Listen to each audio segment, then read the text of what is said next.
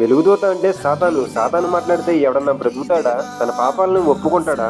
ఒకడు చావక బ్రతుకున్నట్లు వానిలో ధైర్యం నింపుతాడా? నాతో మాట్లాడింది దేవుని ఆత్మే గాని సాతాను కాదు. సాతాను అయి ఉంటే నేను కూడా ఇస్కరియోతు యోధాలాగానే అయ్యేవాడిని. నా సహోదరుడా, నీలో ఉన్న పాప భీతిని బట్టి చచ్చిపోదాం అనుకుంటున్నావా?